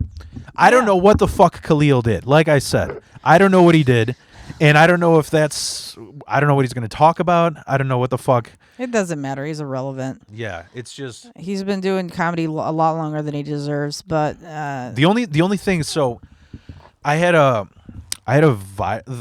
most viral video I had on my old podcast was, have you ever heard of this band, the Orwells? no. They're from Elmhurst, and they were on Letterman. They were on Leno. They got broken up overnight because the singer was a piece of. I mean, the singer he'd fuck 15-year-olds. there was like a clip where he would pour honey on his microphone and then swing it around like Iggy Pop, and then it would just nail women in the front row and like fucking shatter their teeth and shit. And this Honey? guy, yeah, like so that they can like reach for it and make out with the mic and make out with him. Oh, the mic would hit him in the face. Yeah, Oh, yeah. okay. And I like it was just like 40 women went on this Google Doc, and overnight, like, this band was supposed to go on a fucking US tour and shit because they're overnight they're fucking broken up. And I have I kind of like creep on the guy on Facebook. I'm like, what is he doing? He's like fucking almost 50, just skateboarding, not doing shit, because that's what he did. So, and the reason why I'm mentioning this is I'm like, so where is, like, with this whole, what's interesting is the real creeps, they never fucking ask for forgiveness. You know what I mean? Like somebody like Kramer, you could tell the guy's got a fucking anxiety issue. You know what I mean? Just like, but still, like, why can't he be like, hey, can you guys forgive me? Can I do comedy again? You know? Yeah. No. And is there even a path? Is there a path to forgiveness? Yeah, I don't know. there's a path. I think taking accountability, that's where, that's why people are kind of like letting Louis kind of like, okay, come back, but we're watching you. It's like he took accountability. He apologized. He took some time to reflect, and then he came back, and we're all like, okay, yeah, you're still funny, But I feel like what happens more than not from seeing this happen over and over again, like worldwide and or nationally and locally, is I think what happens is people make excuses before they take accountability. They get defensive more than they're like, you're right. And so when I see somebody immediately go into defense and are dismissive of things that, especially after you've hurt somebody, that's the weakest thing I think you could do. Because, I do a lot of shit that I think hurts people's feelings, and sometimes I intend to under certain circumstances. But, I never actively try to hurt somebody's feelings, and you know what I mean, for no reason. So if I've done something and they say, hey, you've hurt me deeply, I'm not going to sit here and be like, well, no, you did this and you're like this. You're just taking it personally. What that shows is a lack of fucking maturity. Yeah. Yeah. And I just I don't really know. What? I don't know. It's always like, because no one's afraid of the hot ones. You know what I mean? I wonder if there, like, do you think there is pretty privilege when it comes to that kind of stuff? No, dude. Because Chris D'Elia is like an objectively attractive man, and he got in trouble. Oh yeah, but he's still thriving. I mean, I think he just did he even acknowledge it? I feel like he either ignored it or what. Yeah, I am literally the only person I know in our local comedy scene, I thought, that thinks he's hilarious. Every person, they're like, even regardless of what he did, I don't think he's funny. I thought he was hilarious. He's my wife's. She thinks he's fucking hilarious. Yeah. A lot, and I don't know what he does, but his style of like animated comedy, like a lot of women like too. Yeah. Is what I know. It's like as far as his audience. And so I paid attention because it's on my fucking YouTube algorithm. he cried his eyes out on a podcast. Like he fucking they were making fun of it on Skanks. Yeah. Because What yeah. the fuck is he crying about? What is he crying about? Well, he's crying because his life is fucked and he realized he has a problem. He went to rehab and he has like a sexual addiction and he's like, it's fucking ruining my life, my wife's life. And it's not about, it's not like in a selfish sense, like, oh, you're ruining my life. It's like, I need to fucking get my shit together. And what can I do to keep my career going? Whether it's, I don't know if it's forgiveness or whatever. Like, how do you prove? You can only prove it through actions, you know? You know what's the creepiest fucking thing? My brother's best friend went to he's just one of those, because I grew up around a lot of like those mafia Italian guys, like track suits and shit, and he's one of those guys where he's just like a regular bro, like, oh, what are you talking about, just stereotypical Italian. And he was on New Year's downtown Chicago, Yeah. just seeing fireworks or some shit. He takes a selfie in Starbucks, just like, yo, looking pretty fresh today, you know. And behind him is Chris D'Elia drinking at Starbucks. Just by fucking, and it was right before he got all that shit came out. Yeah. It was his like last show, the New Year's in Chicago at Chicago Theater. But I don't know what to think about it, because what the fuck is like, what's, same shit with, you heard what happened with Marilyn Manson, right? Yes. Yeah. There's the whole Phoenix Rising documentary on Hulu, and that shit's fucked, because they're just like, immediately they're like, how can you prove it? How can you prove it? There's like 10 women with the letter M burnt into their pussy by Marilyn Manson. That's there. How is that enough proof? Is that enough proof? Yeah, and here's the thing is like whether or not women are willing to do that, it's kind of like it's an abuse of power. 100%. Yeah. It's an abuse of power, and it doesn't matter how much power you have if you have somebody that's as small scale as fucking Khalil that is telling people he owns a room, and that's how he was able to get women to like look at him googly-eyed and have him abuse that by being a weirdo. I don't know if I'm being dramatic about it, but just from my experience and seeing enough of these motherfuckers come in and out of the scene, people abuse the fuck out of their power, and in the worst ways. Like you can use your powers for good or evil. And, the thing is when men have power, they seek to use it. And a lot of times, they get drunk on it. And like greed, is it greed? I think is man's biggest flaw. I don't know. Lust? I don't like. No. It's definitely not lust. But once they get power and they feed their ego, I just see and you could see it like in all the fuck, in the hierarchy in our society and in politics and Hollywood and anywhere in people that own businesses, people are just, they abuse it and they abuse others. And it's like, man, I believe in live and let live if you're not like causing direct harm to other people. But. Yeah. It's hard for me to talk about because I've never been in that position where I'm like, okay, I'm cool now, so I could just like be a fucking asshole. Like I've never been, and it's not that I wasn't in that position. Like that's the thing. That's the experience that I got in being in a band. It was like, bro, I couldn't fucking believe. Like, okay, I had a horrible breakup when I was 16. It was like a the first love bullshit where the first love, where you break up. Every song reminds me of them. Oh, this movie reminds me of that. Like shit that has nothing to do with them. And then from like 16 to like 23, I couldn't fucking go out with anyone. I couldn't fucking go out. I did not get laid from 16 to 23. Yeah. And then I hit 23 and I started a band.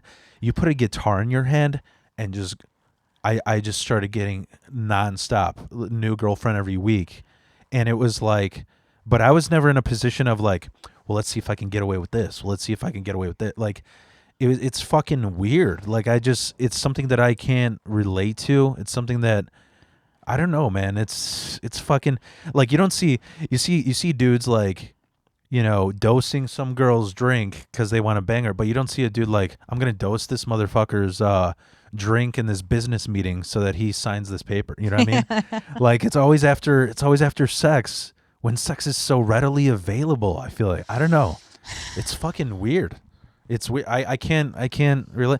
And that's the thing too. Is that's funny is like that I noticed is like I know I get this whole wild Phil percent like because I went through just fucked up shit in my life, but I've met like a lot of girls in the scene where they're just like, you're like weirdly nice outside of like whether it's vulgar material or and I'm like yeah because well first of all I'm not gonna go after anybody because I'm married, but second of all it's just like I wouldn't have to I don't know I can't fucking explain it.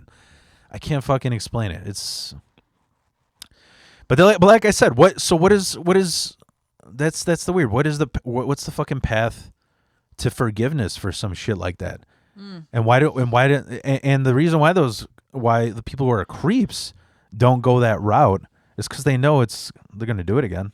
Well, Like and I've said this too. It's like people are like, "Oh yeah, hopefully he's gone." I'm like, unfortunately I think that especially when somebody doesn't take accountability, they don't take time to reflect, they don't own up to their bullshit.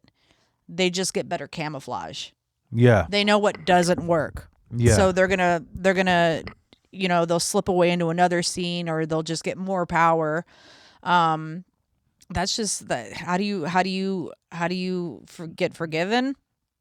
We have to see a total change of behavior. yeah, And come in and be like, listen, I'm sorry. Yeah, I did all that shit.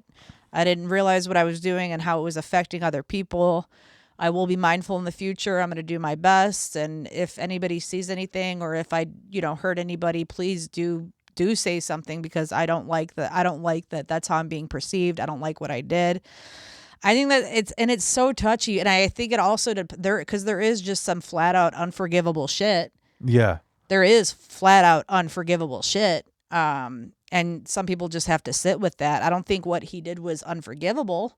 yeah, But if you don't see an error in your ways and the first thing you do is say women are nuts or this didn't happen or make up an excuse or you lie. every fucking comedian is nuts. Well, we all, yeah. dude, we're all fucking nuts. Like, Yeah.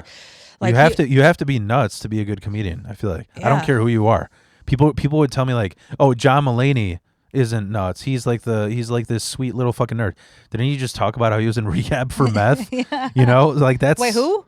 John Mulaney. Oh, what? I didn't know that. Yeah, he was like addicted to Adderall and like meth. Oh yeah, I mean, and hey, you know what? It's a very hard thing to do, and a lot of there's like the I don't know if you heard it. It's like this quote that I was reading: comedians are just sad children who never grew up. Yeah. So you're gonna have a lot. You're gonna have a lot of schizophrenics, a lot of bipolar, borderline personality disorder, autistic, Yeah. Tourette's. Anything. There's a lot of deaf comics, a lot of Yeah. disabled comics, blind comics, dude. Oh my god, Yeah. there's this blind comic. He's Hispanic. I don't know if you've met him. Oh, Adriel? Oh, Adriel. I fucking love him. Yeah, Yeah, I had him dude. on that whole showcase thing. so there was one night we were doing a show in DeKalb, and he was walking around, and I kept putting my foot in front of his stick and tripping him. You- And that's how you knew. He's like, "Oh, I'm sorry." I'm like, "Yeah, get the fuck out of my way." He's like, "Oh, you know what's fucking hilarious is he so I was gonna get back into jujitsu. I just quit yesterday again because my ankles keep breaking. My ankles keep fucking breaking. So are you taking supplements? What's wrong with you?" no, I wrecked it. I broke my ankle like 7 years ago really bad, and I didn't have a job, so I didn't have health insurance. So it just healed the wrong way, and now it will roll. I'll fucking step on a peanut and it'll fucking roll. Yeah. So I just can't do jujitsu. Can you get it fixed? You really can't because I mean they'll either put a fucking piece of metal in there, and that piece of metal will, they screw it into your bone so it can break in a different way. Yeah. I mean, basically, you end up in a walker, and it's not really. And it's like, is it? And I know it's like jujitsu is so much fun. I'm like, it might be worth it, but yeah, I did it for a few months. I did it one time, and then I rolled and I smacked my nose like going up Yeah, to where your eyes tear, and you're like, and you get up and you're like. yeah, After that, I was like, You know what I mean? Where you Yeah. hurt yourself and you're like, okay, I'm done. Yeah. Yeah. No, but I did it for when I had like when I was going through, so I went through some crazy shit during lockdown. 5 of my family members died in 1 year. Nice. My fucking my neighbor split my head open because I called his whole family a bunch of cunts, another Polak. So but and then we had to go to court for 4 years because of lockdown. Yeah. So it was just I did jujitsu. And it was the same time that I was prescribed Zoloft. I Yeah. just remember driving home like, I've never cried from happiness. I'm so happy right now. I've never, and the therapist was like, yeah, because you were shat on as a child. You actually have never felt this type of happiness before. Yeah. But the funny thing was, so the gym that I was at, they did this whole deal with me where I could be like their salesman. And so I got Adriel in because the other gym is a mile from his house in Bolingbrook.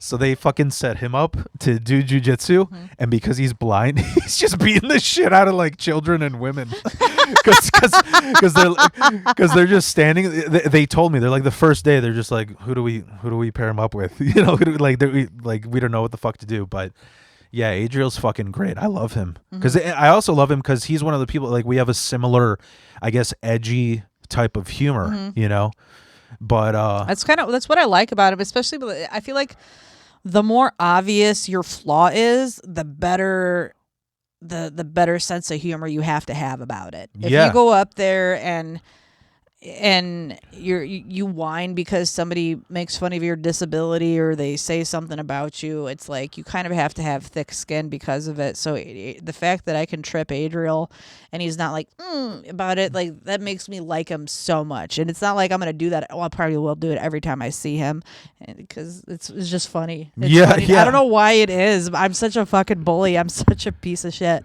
you know it's so I'm gonna tell you this quick funny fucking story. Oh, When- here we go. How many All right, story do you right. have in you? I'm- What's the quick all right, story? all right. My blind friend, the one that was the comedian that I got into a fight with. Yeah. and You so- said blind? Yeah. Okay. He's blind. Yeah.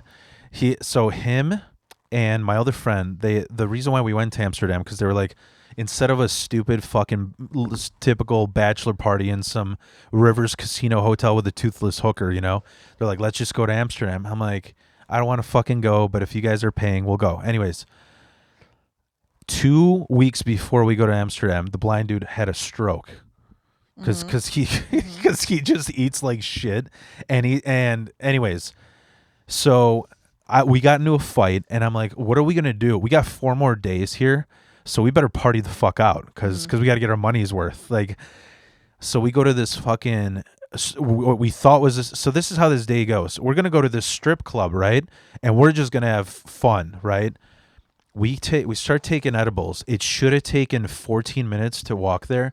It took us 4 fucking hours because we were so high. And here's what happens. You know, I don't know if you know with blind people, they like hook on to each other like this, you know? So you can like, he called it chewing, you know? So my buddy's like, here, I go, you fucking chew with the blind guy now, because my hand's fucking sweaty and this guy's sweaty as fuck. So then the edibles starts kicking in. So I'm like, oh, wait a minute, they're holding hands. So I start holding hands. And now we're like skipping through Amsterdam like we're fucking Wizard of Oz. We walk through this flea market and this guy starts screaming, homosexuals, heathens, because he thinks we're like gay, like walking around like Wizard of Oz. And then he sees the blind stick. So then he's like, oh my God, I'm so sorry. So he gives us this $200 cheese wheel because he was selling cheese. So now we're walking around for 4 hours, stoned. They're not gay, just blind. just eating a fucking cheese wheel. Like, then we finally make it to the fucking what we thought was a strip club, and they're like, what the fuck? It was like $45 admission or some shit, and like, Was it a sex show? it was a hostel. It was a fucking orgy house. What? Because so what's funny is, like, you know, when you got a blind friend, everywhere you walk into, you go to McDonald's, you got to read them the whole menu and all that shit. Yeah. So we walk into this strip club, and when I get high, I just get giddy. I'm just maniacally laughing. So we thought we're walking into a strip club. We just walk into a room that's like double the size of this basement, Yeah. and there's just people butt naked fucking. And he's like, his eyes are going. His fucking. He's like, "What's going on?" Yeah, and you're like, he's like, "Um." describe the situation, Yeah. And I'm just trying to tell. I'm like, there's just people fucking, and this hooker pushes me down, like slams me down on this booth, puts her fucking like pussy in my face. She's like, "You want to go to private room?" And just already grabbed my wallet. And I'm like, while I'm laughing, I'm like, dude, we're gonna get fucking robbed. We need to get out of here. And I was grossed out too, because like the hookers in Amsterdam, after they fuck somebody, they just spray themselves down in Lysol. So she's got her pussy in my face, and I'm like, oh my God, this smells like a great wooden floor, And here's the funny part. The whole walk there, this blind dude, ever since he had the stroke, he just got moody as fuck. Yeah. So he was arguing with me that Chicago isn't violent. Because the thing is, I grew up in Chicago, and I moved to the burbs to get the fuck out of there. Yeah. He grew up in the burbs, and he's in Chicago, and he's like, oh my God, it's so diverse and shit. I'm like, dude, I'm not even joking. His house got robbed twice, and he just didn't know because he's blind. He's like, oh, it's just a mess here because I don't know where the fuck to put this glass down, like, so Part of the mess. Have a seat. Your couch is gone. Yeah, I set a glass down. I made a mistake. I'm just picturing a burglar just silently chilling in the corner, like, oh fuck, we gotta like silently tiptoe around this. It's like that movie. There's that movie where the kids try to rob a blind veteran and he just shoots them or something. I don't know, but anyways, so here's what happens. The whole way we're arguing about Chicago not being violent. We get in there. This hooker goes on me, and I'm like trying to scream to them, "We're gonna get robbed. Let's get the fuck out of here." My other buddy he hasn't had a girlfriend in 12 years. He's like, "No, I'm staying." Yeah. So he's getting motorboated, so I can't tell him. And the blind guy is just, his eyes are going, fucking lazy eyed, and he doesn't know what's going on. And I'm like, all right, I'm just gonna wait for this dance, and then we're fucking getting out of here. I look to the left of me. There's this old office dude. Like he looks like the guy in Office Space with the jump to conclusions, Matt. He's got this horseshoe baldness. He's having a bachelor party, getting spanked so hard that they ripped his whitey tighties off. He's bleeding. And then they light a firecracker in his ass crack. So the blind dude's like, did someone just get shot? I smell gunpowder. I'm like, yeah, bitch, we're in Chicago again. We gotta get out. I fucking meant it. So yeah. Anyways, that's the fucking story. It was a disaster. I haven't spoken to him again. He does mics like once a month, whatever. But anyways, I don't know what we can conclude on. The conclusion is like, don't be a fucking asshole to women. I don't I don't know how to relate, because I don't know what is the most asshole thing I've done. I can't think of the most asshole thing I've done to a woman, like, period. Well, I mean, I feel like the energy that I get off of you seem pretty secure with yourself. So when you feel secure with yourself, you don't need to prove anything. Yeah. So if you need to prove something, and if like it's for you, like for some people it could be sex, and you're not getting it, and you got to weasel your way to get it. But it's like, if you can't relate to that, you be glad that you've never had to struggle that way. Yeah. It's just so. I guess what I was gonna say before we end this off is, like, if I was in his shoes, if I was in Khalil's shoes, not only would you fucking, you know what it's like? It baffles me when I see two comedians dating. Like, even like, I don't know who to use an example, but I'm like, what happens if it doesn't go right? You're just gonna see each other every single mic, and that's what I'm saying. That's the mistake I made recently, and it's like it makes it so hard. You have to make sure that you guys end that on the best way possible. Because if it ends awful, or if it ends not in your favor, or things go wrong, it's just awkward. Yeah. And you got to go to this mic, see this person and the micers are pretty, like, we see the same fucking people every mic, It's like there's the regulars, whoever it is, Mike Pickerel, McCarty, Louis Aravallo, you know what I mean? You see the same, so you're going to fucking run into them. So I'm saying, if I was fucking Khalil, not only as far as like a path to forgiveness, do whatever you got to do to not like what do you do to prove that you're not a creep? I mean, I would just like, apologize to everybody. I don't know. Even if he thinks that he didn't do anything wrong, what is the problem with apologizing? Like, what is the problem And with he's not going to. The fact that instead of apologizing, he's going to hop on a podcast and go talk about it. It's just he's an edgelord and he's egotistical, or he's trying to be egotistical. It's that he's not making the right steps. Yeah. You know what I'm saying? The first thing you do is I'm going to go on a podcast. I mean, nothing against Giovanni. You know, that's what he likes. That's his brand. Yeah. Which is commendable. I hope he goes on there and further humiliates him. But I don't think that man has that feeling in his body. I also, to be honest, I think it's a boomer thing too, like a pride thing. Yeah, because how old is he? 50? I would guess at least. Yeah. I don't know how old he is, but it's too old to be fucking. And because here's the thing, it would have made it less weird if it was like I'm 35. Yeah. And there's other comics my age. There's only one that I know that he's hit on, and she doesn't look 35. She looks probably like 23, 24. Mm-hmm. So, you know what I mean? Everybody else that has messaged me, we're all under the age of like 22 years old.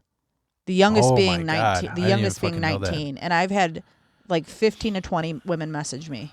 That's crazy. So what does that fucking tell you? Yeah. And they're all like, these were all new comics. These are all people, half of them I didn't even know who they were. They were all people that saw Anthony's post and then added me to tell me exactly what happened. Yeah. And I think, like, I know how you said it was funny, like, oh, I can't wait for all the men to defend this dude, you know? Yeah. But to be honest, it was just kind of like, the defensive-ness is like, I never seen what Anthony did. Yeah. I've never experienced anybody do that. Yeah. You know? To call somebody out or... Yeah, because, like, I'm not even saying, like, that's a salty thing to do. I'm saying, like, I would think somebody would want to kill. Maybe not Khalil. I don't know if he has the balls to do. But, like, if somebody's accused of something, whether it's real or not real, like... In this niche comedy scene, I could see somebody fucking killing somebody over that. Oh yeah, you know especially if the allegation is strong enough. That's why a lot of that, you know, especially just what you said, killing somebody. That's why women don't feel comfortable even saying anything. Yeah. And that's why it sometimes takes a man to even hold somebody else accountable for them you have all these women that have had something done to them, and they just kept it to themselves out of fear. Yeah. You know, for the repercussions or for one reason or another. It's for the repercussions. It's for the retaliation, and for the fact that we don't know what that is or what that looks like is enough for people to keep silent. Yeah. Like I was telling you, for me, it's just like, oh, maybe I'm never going to get booked there again or some shit, you know? Yeah. But it's, I can't imagine, like, it makes me fucking sad. Like, I don't know, like my sister-in-law lives in like the whole Wicker Park area. And she tells me about how, like, every fucking time she goes somewhere, she's got to text all of us the address that she's going to let people know, like, I should be here. I should not be fucking abducted, or, you know? Yeah. Like, I don't ever have to fucking deal with that, you know? Yeah. It's really sad that you have to be like, hey, you know, don't leave, you know, because I'm always known for Irish goodbying. And it wasn't until I moved Chicago that I suddenly did not feel good about walking at night. Because, like, when I was like, when I would go for runs at night, I would run down the alleys like with my headphones on, not knowing anything. And it was one time I got home at like 2:00 because we get home super late and I live in the city. So I'm walking like 3 blocks home and I didn't have my headphones on, and there's this dude behind me, and I'm like looking behind me, and he's like 5 feet behind me, and I'm like, that's weird. It's like 2:00. Why are you walking that close? And I look over and he's even closer. Mm-hmm. And then I turn the corner and I turn around. He's right next to me. He's like, excuse me. He goes, you're very attractive. Do you want to hang out? And I'm like, no. What the fuck? What a weird thing to say. And all it took was one person to do that for me to be like, okay, I'm not running after sunset now. Yeah. So, I don't know. Yeah, I had a friend who's that socially awkward, who we went to, you know, the Promontory. No. It's like a super black bar, predominantly black bar. It's like they have like R&B nights, and I saw a rapper there, but we were there because it's close to UIC campus, and he was at UIC, and I just remember I knew he was socially awkward, Mm-hmm. so I kind of just wanted to see him like be broken as a man for getting turned down. Yeah. And he just like, because like I've like, see, I don't know if this is a fucking, they stopped this feature in dating apps because it was racist, but when I was in a band and I was just like a man whore, I wanted to fucking just go through the fucking like worldwide embassy, just have sex with every person of every race, you know. So what was funny is like we're at this bar and he's like, I'm gonna go up to that chick and tell her how beautiful she is. I'm like, oh yeah, you should. Yeah. I'm sure that's like, I'm sorry, black people are just way fucking cooler. You got to act cool to a black chick. Yeah. You got to, you're, hello, I think.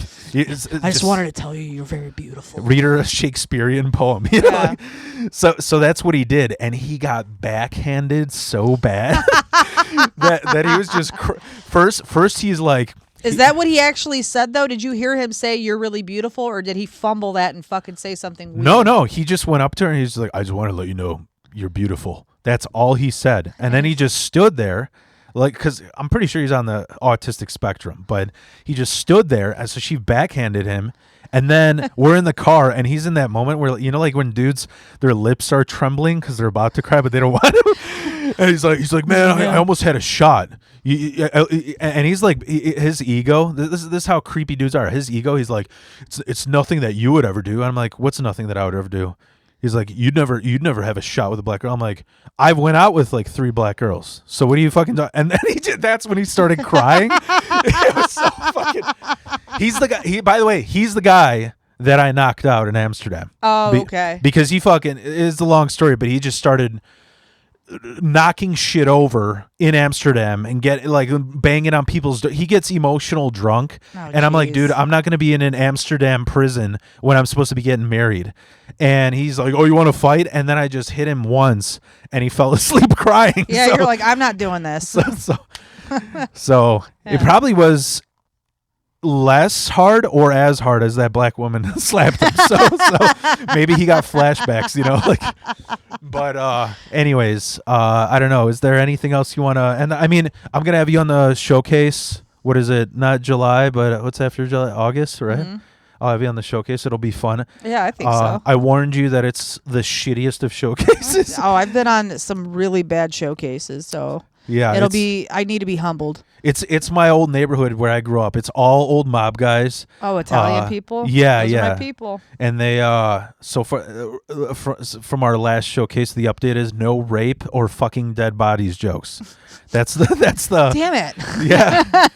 You should have seen it was so funny. When I was talking to him, I'm just like, "Wait, you're telling me you don't think that's funny?" Yeah. It's like, are you being a smart ass now? Like, oh man. And then we got, and the funny thing was the first showcase, we got a guy wanted to fight Dan Brennan. A little what? This is the sweetest man on the planet? Yeah, he was the fucking Joe Pesci of Elmwood Park wanted to fucking, because Dan said he didn't even say anything offensive. He just said, my skin looks so bad that I love it when people tell me thank you for your service because it looks like a landmine went in front of my, like, off in my face. Oh God. And there's this little Joe Pesci short Italian guy. He's just like, I served my country. And then here's the funny thing. He fucking throws a $5 bill at him. And that night I had Amy on. She's like, we told, I told her, I'm like, we're not going to get paid a lot. So I have to give all the money to the headliners. And she's like, just give me $1 I can frame so that I can fucking say it was my first paid showcase. I'm like, there's your $5 this fucking guy threw. But anyways, so we'll have you on the showcase. It was nice talking to you. I don't know. I'm sorry for my ADD and over caffeinated fucking story bullshit. But yeah, I don't know. We'll see what happens. Thank you for coming on the podcast. Yeah, I had a lot of time here. A lot of time. All right. So.